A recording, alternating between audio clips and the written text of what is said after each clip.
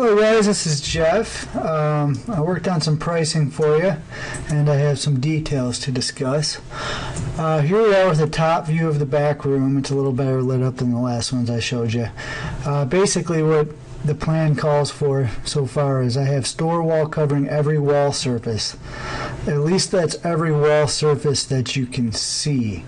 I didn't calculate for store wall behind this big tall cabinet hutch with the gun racks and things like that because it's not necessary. That's really permanent. And I took out a couple of sheets, so behind these two cabinets under this other bench there won't be any store wall. I may just go ahead and throw those in anyways for ease of installation, plus if you decide to move that, at least you have an open wall because it's not much store wall behind those cabinets. So this is the top view. You can see you walk in here. I have in the bid a glass door installed and then another really standard simple door here installed. Let's take another view here and go over some of my pricing details. We'll start with the flooring. I really couldn't pick you guys out the ideal flooring, something I just thought would be absolutely perfect for you, because a lot of it's a matter of taste, but I do have the following opinion. I think we should do what's called a vinyl plank or a vinyl tile floor.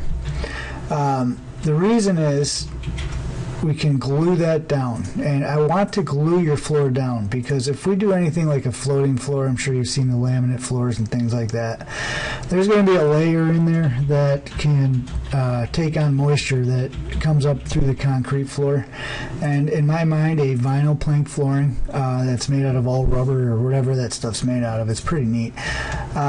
Glued to the floor doesn't leave room for moisture to be trapped in there, and if there could be, it would obviously it wouldn't hurt anything. It's not like made out of wood or anything like that. So I believe in basements, vinyl plank flooring is really popular these days. Let me see if I might have looked up some pictures here. Yeah, you can see how this is being glued down with an adhesive here, and he's about to stick this floor tile down. That's what I'd like to do. I didn't put the material in there because really there's a lot of choices for you guys to make, as far as quality and what you want it to look like.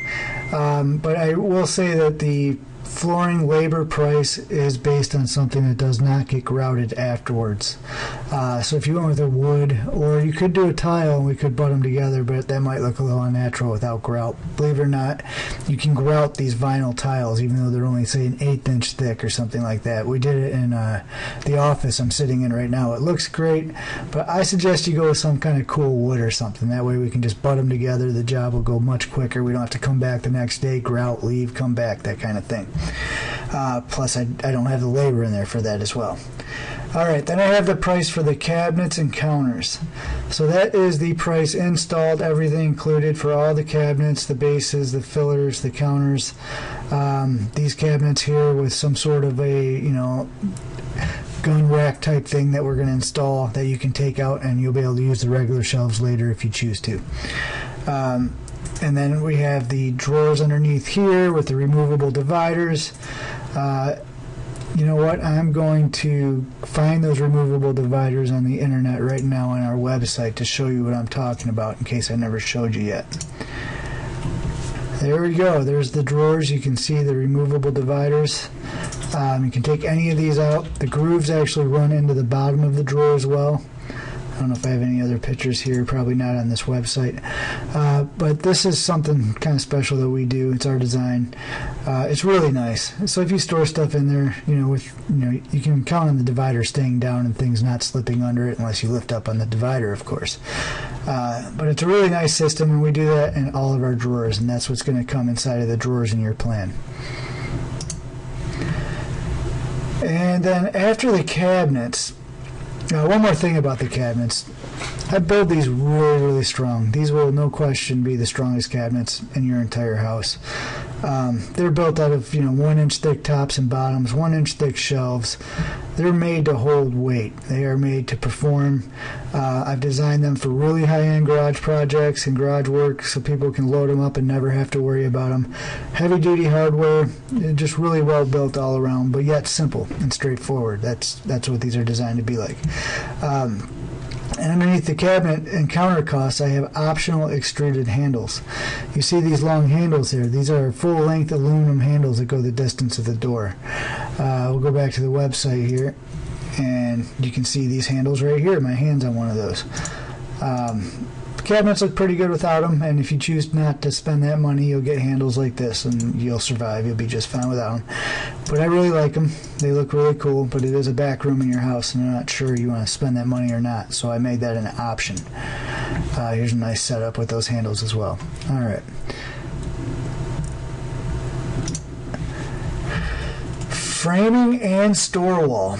What I did was I took the square footage of the store wall. Normally I charge quite a bit of money. It's $12 a square foot installed. It's pretty labor intensive and the material is really expensive. I actually discounted that some, and then I threw in the framing too, because installing it on bare framed walls is going to be much easier than trying to find the studs through the drywall that I normally deal with. So I took a couple $100 off of that and included the framing into it. So the framing and the store wall price you have there. You'll see store wall on every wall in the entire room. There won't be a spot on the wall without it, except behind cabinets, like I said before. Doors. I picked you out 2 doors. I did not go extravagant, but I have a price here for 2 doors installed. Let's go look at these doors I picked out. This is just a standard everyday hollow core door that you'll see anywhere. That's what I chose to put going from the room that we're working on into the back storage room. And then I found this door here.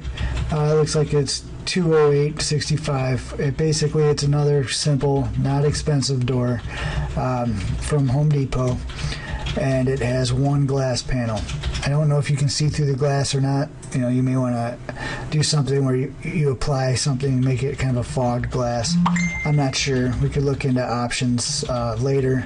You might find something that comes with a fogged glass door that's over 208, then we would just, you know, make up the difference there. Then I have our total, and then underneath there I just wanted to point out again, it does not include the entry door handles or flooring materials. I don't know what handles you guys want. Just let me know what handles you want and we'll pick them up. I'm sure they won't be very expensive and we'll install those with the price. I just didn't want to assume which door hardware you were going to want to pick, so I didn't include the price for that. So that's what I have. If I didn't mention it before, I should have. Print this out. I also included a printable version. The printable version has the actual pricing. And maybe you might want to watch the video again while you're looking at the actual prices. I appreciate your patience and hope you enjoyed my little show here, and I'll talk to you guys soon. Thanks.